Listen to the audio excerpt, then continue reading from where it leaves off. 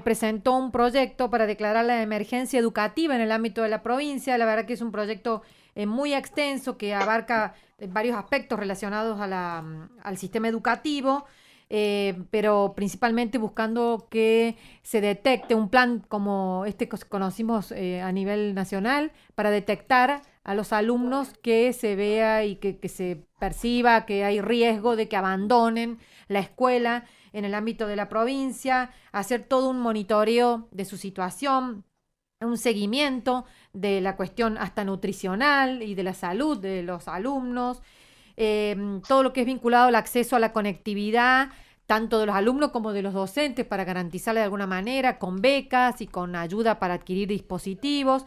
El tema del transporte escolar, digamos que es un proyecto bien amplio y por eso estamos en comunicación con el diputado Luis Lucero Guillet. Buen día, diputado. Buen día, ¿cómo le va? Un gusto. ¿A qué apunta con este proyecto para declarar la emergencia educativa en el ámbito de la provincia? Bueno, creo que usted ha hecho un resumen espectacular de lo que es el Sí, proyecto. Mejor que que lo podría hacer yo está en bien. poco tiempo. Pero bueno, justamente eso, la necesidad de la declaración de emergencia educativa en la provincia, obviamente tiene su correlato con un proyecto en el mismo sentido que presentó el bloque de la Unión Cívica Radical en la Cámara de Diputados de la Nación, ¿no? Ujú. Porque entendemos que dentro de la emergencia sanitaria que vivimos, esto ha llevado a la interrupción de las clases presenciales y el cierre de establecimientos educativos. La ONU ha declarado esto como una catástrofe generacional y que se manifiesta, digamos, por el cierre prolongado de las escuelas en todo el mundo por la pandemia. Pero tenemos que tener en cuenta que nuestro país, Argentina, es el país que ha mantenido la cuarentena más larga, una de las cuarentenas más largas del planeta, ¿no? Sí. Entonces, esto requiere que el tema educativo se ponga en forma urgente en la agenda de la discusión de estas cuestiones. Y bueno, si tenemos en cuenta también que, perdón, desde diciembre en este país el gobierno se encuentra en una emergencia pública con delegación de facultades que se le ha hecho al Poder Ejecutivo en 9 ámbitos, ¿no? Lo económico, lo financiero, fiscal administrativo, lo previsional, tarifario, energético, sanitario y social. Y después se agregó la emergencia sanitaria. Ah, Pero en ningún momento se ha tenido en cuenta la emergencia educativa. Y ajá. evidentemente la educación eh, es una actividad esencial y que no alcanza solamente a lo que es estrictamente la asistencia de los niños a la escuela, sino que, como usted bien lo ha manifestado y lo ha expresado, tiene un montón de otras cuestiones colaterales que también deben ser atendidas, ¿no? Entonces esto nos ha llevado a nosotros justamente a generar este proyecto en la Cámara de Diputados que efectivamente es muy amplio y que tiene básicamente por objeto que se declare la emergencia del sistema educativo provincial en todos los niveles y modalidades para el ciclo 2020-2021 y que también que se declare la emergencia educativa como una actividad, que se declare la educación en realidad dentro de esta Ujú. emergencia educativa como una actividad esencial, ¿no? En Diputado, todos los niveles educativos. si ustedes tienen información, digo, por este programa de detección y acompañamiento de los estudiantes en riesgo de abandono, ¿tienen alguna información sobre la cantidad de chicos que han logrado tener acceso a las clases virtuales? En realidad, sí, hay estadísticas, hay información, hay datos, y estos son alarmantes fundamentalmente teniendo en cuenta la diferencia de los alumnos que han concurrido en la época de la presencialidad a la escuela pública y a la escuela privada, ¿no?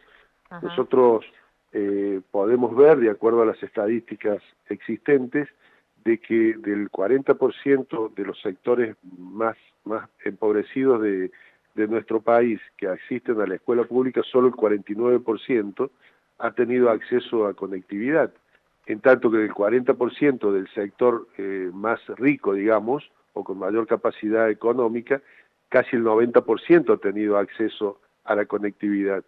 Esto habla a las claras de una clara diferencia que existe entre los distintos niveles con poder adquisitivo en nuestro país. En las clases por videoconferencias, utilizando Zoom o Meet, las escuelas privadas concentran un 79% contra un 17% de la escuela pública.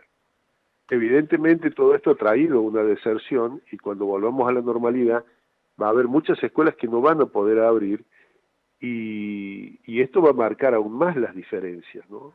El sistema es preocupante, la educación tiene que ser declarada una actividad esencial y creo que hay un compromiso ético, tiene que haber al menos un compromiso ético del gobierno, de los gobiernos, pero particularmente en nuestro caso el de San Luis, de darle esa prioridad a la educación. Es difícil la situación, justo en este momento ahora en San Luis se ha complicado porque se había planeado incluso iniciar una presencialidad en septiembre, que ahora obviamente esto va a ser pospuesto y se establecieron una continuidad pedagógica por parte del Consejo Nacional de Educación y que participaron todas las provincias, pero evidentemente esto no se va a poder cumplir lamentablemente. No se va a poder cumplir, por eso hay que ir previendo cómo va a ser de aquí a fin de año y el año próximo, y también entender la situación de los docentes y de todas las otras actividades como el transporte escolar, las ludotecas, todas estas otras actividades que realmente van a seguir atravesando una situación muy difícil en el tema de los jardines de infantes y las ludotecas. Seguramente muchos de ellos no van a poder resistir y van a cerrar. Entonces cuando volvamos a alguna normalidad en el tiempo que sea, nos vamos a encontrar con un serio problema. Y esto, en la obligación que tiene el Estado de sostener la educación, no puede permitir que esto suceda, por lo tanto se deben implementar medidas que ayuden a estos sectores a transitar esta situación hasta que podamos ver la luz al final del camino. Todo esto es lo que contempla nuestro proyecto, que esperamos, bueno, sea tenido en cuenta por el resto de los diputados y le podamos dar tratamiento y aprobación. Sí, ustedes proponen becas para la cuestión de la conectividad, proponen también este ingreso de emergencia para lo que es las ludotecas, los jardines maternales, estos jardines de infantes, pero el gobierno ha sido, o por lo menos todas las veces que se le ha planteado al gobernador, que se ha podido plantearle, él dice que la provincia no puede ayudar y subsidiar a todos los sectores. Y sí, pero no puede subsidiar a todos los sectores, pero nosotros vamos a ver en poco tiempo, en un par de semanas, el tratamiento del presupuesto. Y yo le digo simplemente un dato, porque no quiero anticipar cuestiones que después vamos a discutir cuando tratemos el presupuesto. Pero, por ejemplo, el gobierno de la provincia va a destinar para el encuentro plurinacional de mujeres, que es importante, pero lo organiza la Nación, y la sede va a ser San Luis, 121.375.000 pesos. Que yo creo que es un encuentro muy importante, pero si lo ponemos al lado de lo que es el sistema educativo, me parece que uno tiene que tener prioridades. Cuando ve la adjudicación de fondos, el destino de los fondos que le da el gobierno de la provincia a algunas cuestiones, no podemos después aceptar que nos digan que no hay fondos para la educación. ¿Me entiende? Cuando vemos que los gastos reservados del gobernador para el presupuesto 2021 aumentan casi en un 50% y lo lleva casi 130 millones de pesos, decimos no le podemos justificar de ninguna manera que no haya fondos para sostener el sistema educativo en la provincia de San Luis. Entonces, creo que esta es la discusión que en algún momento tenemos que dar y que los ciudadanos también se tienen que interesar en estas cuestiones. Ya lo discutimos cuando analizamos las cuentas de inversión del año 2019, cómo se presupuestaron obras y fondos para algunas actividades que son esenciales y que hacen al sostenimiento del Estado, como es la seguridad, la educación, la justicia, y que después se modifican esas partidas y se destinan a otros fines que nada tienen que ver con las obligaciones reales que tiene el Estado. Entonces, la educación tiene que ser una prioridad, y si no, que lo digan. El año próximo es un año electoral, y evidentemente hay partidas muy importantes que se dedican a poder solventar los gastos de la campaña. Mm. Y estas son cuestiones que nosotros vamos a poner sobre el tapete para discutirlo, porque en este contexto no podemos admitir que no haya fondos para la educación. Sí, digamos, en el presupuesto se ven muchos fondos para la educación, pero usted dice que focalizados para poder fomentar, por ejemplo, una mayor conectividad entre los alumnos y las alumnas, entre los docentes, a eso se refiere. Sí, pero sí, para todas estas cuestiones que son nuevas, que surgen a partir de la pandemia y de las medidas que se han tomado en consecuencia. Ajá.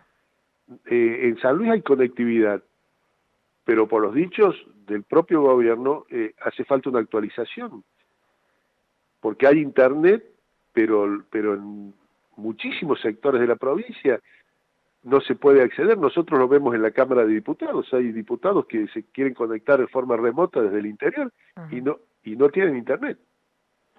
Sí, es cierto. Entonces, si nosotros, esto también es una inversión que la provincia tiene que hacer, porque los tiempos que se vienen marcan que la conectividad es un elemento esencial, tanto para la educación, para el funcionamiento de los poderes del Estado.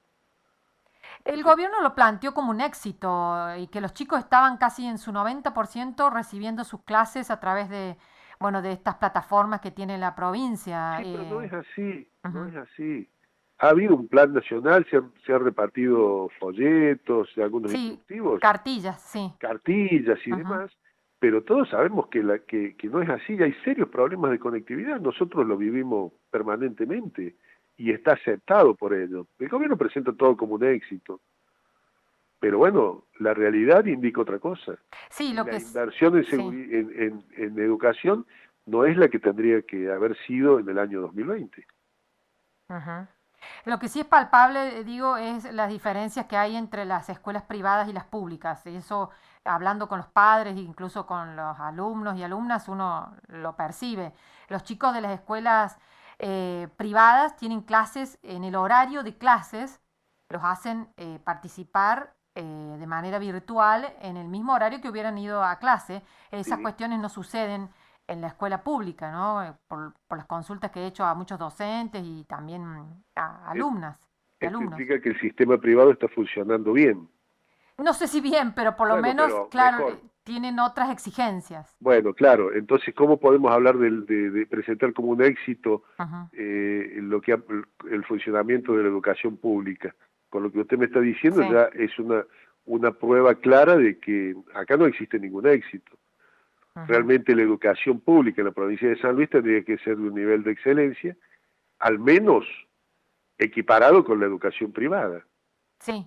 para que sea un éxito. Y también observo que me planteaba, hablaba con una docente que me decía, después de las vacaciones ha habido una cantidad impresionante de chicos y chicas que ya no se conectan, ¿no? Claro, No hacen las clases, no hacen las tareas, no claro, ingresan a la plataforma. porque se ha relajado el sistema, Sí. porque no hay control, porque hay Ujú. problemas de conectividad, porque en muchos casos carecen de los elementos, un teléfono, una notebook para poder hacerlo, porque son varios niños y a lo mejor en el hogar hay un solo aparato, una sola computadora o un solo teléfono para que lo puedan hacer, con clases en mismos horarios para distintos niños. Ujú. Hay un montón de cuestiones que el Estado tiene que resolver, o ayudar al menos a resolver, pero no puede dejar librado al azar lo que suceda con la educación de la provincia para el año próximo. Diputado, llevándolo a la cuestión, para terminar, de lo que sucede en la legislatura, hoy supuestamente tenía que haber reunión de comisiones, esto no va a suceder.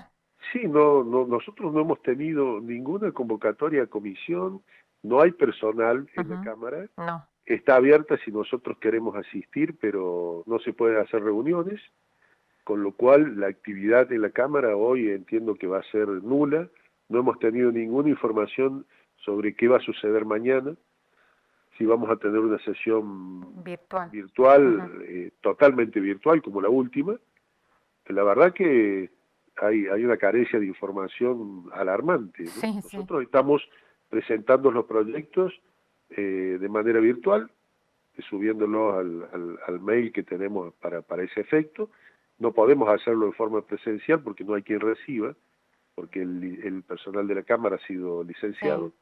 Bueno, nos estamos acomodando como podemos, lo importante es que podamos sesionar y seguir ejerciendo nuestro rol, pero claramente necesitamos también un protocolo para poder asistir a la Cámara y tener sesiones al menos semipresenciales con la presencia de los presidentes de bloque en el recinto. Y que sean públicas, diputado, porque los periodistas no podemos acceder a la sesión. Bueno, ese es otro tema que nosotros hemos pedido, ya no sabemos cómo hacerlo, incluso decimos que lo transmitan de forma directa, Claro. por un canal de YouTube, que hay maneras para hacerlo. Es re sencillo, con un celular y se puede transmitir en YouTube lo que está pasando en la sesión. Por supuesto, nosotros... Es decisión política. Insistimos permanentemente, pero no, evidentemente una decisión política de que las sesiones de la Cámara de Diputados sean cada vez más cerradas. Sí, es algo que, bueno, tendremos que resolver. Yo creo que esta situación de aislamiento les da herramienta al oficialismo para plantear este tipo de cuestiones cada vez más restrictivas, pero bueno, nosotros seguimos insistiendo y pensamos que en algún momento lo vamos a normalizar y las sesiones tienen que ser absolutamente públicas. Ajá. Bueno, muchísimas gracias por el contacto, diputado. No, por favor, un gusto como siempre. Hasta luego. Gracias. Hablábamos entonces con el diputado Luis Lucero Guillet. Él es copresidente, por decirlo de una manera, del interbloque San Luis Unido en la Cámara de Diputados. 9 de la mañana con 18 minutos. Ya sabés que podés hacer todos los trámites de EDESAL a través de